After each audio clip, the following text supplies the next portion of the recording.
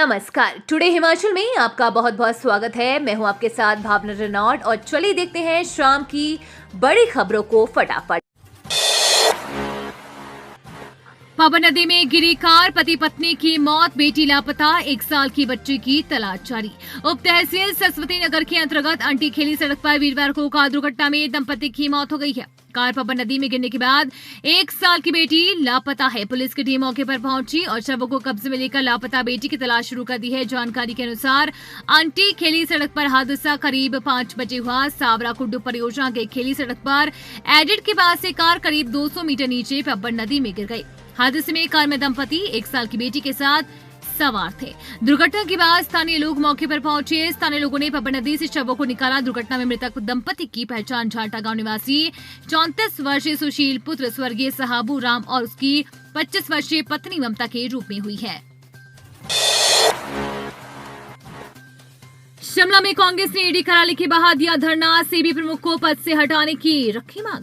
Hindenburg की report में सेबी प्रमुख पर लगे गंभीर आरोपों पर प्रदेश कांग्रेस ने गुरुवार को शिमला में ईडी कार्यालय के बाहर जोरदार प्रदर्शन किया। कांग्रेस प्रदेश अध्यक्ष प्रतिभा सिंह के नेतृत्व में भारी संख्या में कार्यकर्ता ईडी कार्यालय पहुंचे और जमकर नारेबाजी की। कांग्रेस ने केंद्र सरकार से सेबी प्रमुख को पद से हटाने की मांग की है। प्रतिभा सिंह ने कहा कि कांग्रेस पार्टी और लोकसभा में नेता विपक्ष राहुल गांधी ने कई बार इस मामले को उठाया है। उन्होंने आरोप लगाया कि देश का पूरा व्यवसाय एक व्यक्ति के हाथ में चला गया है। उन्होंने कहा कि कांग्रेस नेता ने सदन में इस मामले की जांच करवाने की मांग की है, लेकिन प्रधानमंत्री नरेंद्र मोदी ने इस बारे में कुछ नहीं कहा।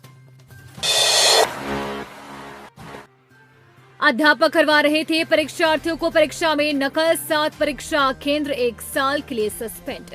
हिमाचल प्रदेश स्कूल शिक्षा बोर्ड ने मार्च 2024 में आयोजित बोर्ड परीक्षाओं के दौरान नकल करवाने के मामलों में सख्त कदम उठाए हैं। बोर्ड की ऑनलाइन मॉनिटरिंग के दौरान ये पाया गया है कि कुछ परीक्षा केंद्रों पर अध्यापक खुद परीक्षार्थियों को नकल करवा रहे थे। इसके अलावा अन्य अनियमितताएं भी सीसीटीवी फुटेज में कैद हुई है। बोर्ड ने इन घटनाओं को गंभीरता से लेते हुए 7 परीक्षा केंद्रों को 1 साल के लिए सस्पेंड कर दिया है, जिनमें 2 सरकारी और 5 निजी स्कूल शामिल है। सस्पेंड किए गए परीक्षा केंद्रों में शिमला जिले के 3 जबकि बिलासपुर, हमीरपुर, कांगड़ा और मंडी जिलों के 1-1 केंद्र शामिल है। इन परीक्षा केंद्रों पर अगले साल वार्षिक परीक्षाएं आयोजित नहीं की जाएंगी। बोर्ड की ओर से शिक्षा निदेशालय को ये सिफारिश भी भेजी जाएगी कि जिन सरकारी स्कूलों में ये अनियमितताएं हुई हैं, उन स्कूलों के केंद्र प्रभारियों के खिलाफ सख्त कार्रवाई की जाए। सेब से लदा एक ट्रक पलटा, वाहन क्षतिग्रस्त, लगा लंबा जाम। ठियोग उपमंडल के तहत गजेड़ी में सेब से लदे एक ट्रक के पलटने से सड़क के किनारे खड़े करीब 6 से 7 वाहन क्षतिग्रस्त हो गए, जबकि एक वाहन में सो रहा एक व्यक्ति हल्का चोटिल हुआ है। मिली जानकारी के अनुसार दुर्घटना देर रात करीब 3 बजे उस समय पेश आई जब सेब से लदा ट्रक गजेड़ी के समीप सड़क पर पलट गया। पुलिस से मिली जानकारी के अनुसार मनोज कुमार पुत्र इंदर सिंह निवासी बीपीओ शीलघाट तहसील रोडू ने पुलिस में बयान दिया है कि वह गजेड़ी के पास अपनी पिकअप में सोया हुआ था। लगभग 3 बजे एक लेलैंड ट्रक आया और उसके वाहन को टक्कर मार दी, जिससे वो पिकअप वाहन सहित सड़क से करीब 25 मीटर नीचे गिर गया, जिसके चलते उन्हें मामूली चोटें आईं। इसके बाद जब वो सड़क पर पहुंचा तो उसने देखा कि गाड़ी number HP 13B 0730 Alto car, किया कार नंबर HP 632515, पजेरो वाहन number HP 52D 9459, Alto car 10 number HP 09A 4730, scooter number HP 09065330 और मोटरसाइकिल नंबर HP 51A 2368 भी क्षतिग्रस्त हो गया, जबकि ट्रेलर वाहन Ashoka Leyland number PB 05AN 5676 भी दुर्घटना में क्षतिग्रस्त हो गया। सरकार की सख्ती, प्रतिनियुक्ति से वापस बुलाए 55 इंजीनियर कर्मी न लौटने पर तनख्वाह होगी बंद। कर्मचारियों की कमी के चलते सरकार ने जल शक्ति विभाग से शिमला जल प्रबंधन निगम लिमिटेड समेत अन्य निगमों में प्रतिनियुक्ति पर गए सभी इंजीनियर और कर्मचारी वापस बुला लिए हैं। मंत्रियों और नेताओं से डीओ नोट लेकर 55 इंजीनियर और कर्मचारी प्रतिनियुक्ति पर गए हैं। शिमला मुख्य कार्यालय ही नहीं, जिला कार्यालय से भी इंजीनियर और कर्मचारी निगमों में गए हैं। कईयों ने तो अगले आदेशों तक के डीओ नोट लगा रखे हैं। अगर इंजीनियर कर्मी अपने विभाग में नहीं लौटते हैं तो जहां वे सेवाएं दे रहे हैं उन्हें उनकी तनख्वाह बंद करने के लिए कहा जाएगा। वहीं विभाग इनकी पदोन्नति भी रोकेगा। 1 हफ्ते में उन्हें जल शक्ति विभाग में ड्यूटी ज्वाइन करने का आदेश दिए गए हैं। जल शक्ति विभाग में कर्मचारियों की कमी के चलते हालात ये हो गई है कि फील्ड में एक इंजीनियर व कर्मचारी 2-2 सीटों के चार्ज संभाले हुए हैं। अफसरशाही का सरकार को ओपीएस से पीछे हटने का सुझाव, लेकिन मुख्यमंत्री सुक्खू तैयार नहीं। महंगाई भत्ता और नए वेतनमान का एरियर देने की मांग को लेकर आक्रामक हुए कुछ कर्मचारी संगठनों के प्रदर्शन के बीच अफसरशाही ने सरकार को पुरानी पेंशन स्कीम से पीछे हटने का सुझाव दिया है। सरकार के कुछ शीर्ष अधिकारियों ने प्रदेश की अर्थव्यवस्था को पटरी पर लाने के लिए मुख्यमंत्री कार्यालय को सलाह दी है। ये भी कहा कि ऐसा नहीं किया गया तो आर्थिक प्रबंधन में बड़ी मुश्किल आ सकती है।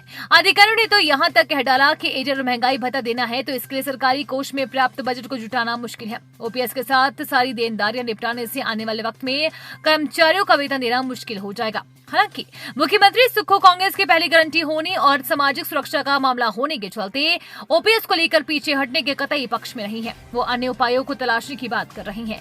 पिछले 2 दिनों से फिजूल खर्ची के कर्मचारियों के निशाने पर चल रही सरकार और उसकी अफसरशाही से मुख्यमंत्री ने स्थिति साफ करने को कहा है। तो अब अधिकारी फिर से इस बात को दोहराने लगे हैं कि ओपीएस पर समय रहते सरकार पीछे हट सकती है। मेडिकल कॉलेजों में रेजिडेंट डॉक्टर 12 घंटे से ज्यादा नहीं देंगे ड्यूटी, सरकार ने कॉलेज प्रबंधन से कहा। प्रदेश के मेडिकल कॉलेजों में रेजिडेंट डॉक्टर अब 12 घंटे से ज्यादा ड्यूटी नहीं देंगे। इसमें ऑन कॉल ड्यूटी भी शामिल होगी। सरकार की ओर से वीरवार को ये निर्देश जारी किए गए हैं। वहीं आदेश संबंधी कॉपी मेडिकल कॉलेजों के प्राचार्य को भी भेजी गई है। आदेश में स्पष्ट किया गया है कि नए रोस्टर के हिसाब से रेजिडेंट डॉक्टरों की ड्यूटी लगाई जाए। इसके अलावा अन्य आदेशों की अनुपालना रिपोर्ट 1 सप्ताह के भीतर सरकार को भेजी जाए। अभी तक आईजीएमसी, टमियाना टांडा समेत अन्य मेडिकल कॉलेजों में चिकित्सक 36 घंटे तक ड्यूटी करते हैं। लगातार ड्यूटी देने और काम के बोझ के चलते मानसिक रूप से परेशान रहते हैं। ऐसे में अब रेजिडेंट डॉक्टरों के लिए सरकार ने काम के घंटे निर्धारित किए हैं। इसके अलावा सरकार ने न्यायाधीशों में स्पष्ट भी किया है कि सुरक्षा के लिहाज से शाम 7 बजे से पहले ही रेजिडेंट डॉक्टर की ड्यूटी चेंज हो जानी चाहिए। बता दें कि कोलकाता के आरजीकर मेडिकल कॉलेज में हुए जघन्य अपराध के बाद रेजिडेंट डॉक्टरों ने काम के घंटे और सुरक्षा का मुद्दा उठाया था। इसके बाद सरकार हरकत में आई और वीरवार को यह फैसला सरकार ने लिया है। मंत्रियों से मिलने वालों के लिए बदले नियम, रिसेप्शन पर पहले आएगी मेल तभी मंजूरी। हिमाचल प्रदेश सचिवालय में प्रवेश के नियम बदल गए हैं। अब मंत्रियों, मुख्य संसदीय सचिवों के कार्यालयों से मिलने के लिए पहले मंजूरी लेनी होगी। रिसेप्शन से संबंधित मंत्री और सीपीएस व अन्य अधिकारियों की शाखा को फोन किया जाएगा। अगर किसी से मिलना आवश्यक होगा तो प्रवेश के लिए संबंधित कार्यालय से ईमेल भेजी जाएगी। इस औपचारिकता को पूरा करने के बाद ही सचिवालय में प्रवेश के लिए पास जारी किया जाएगा। कार्यालयों में भीड़ कम करने के लिए सुबह 10 से दोपहर 2 बजे के बाद पहले ही पास तैयार करने होंगे। सचिवालय प्रशासन विभाग ने इस बाबत निर्देश दिए हैं।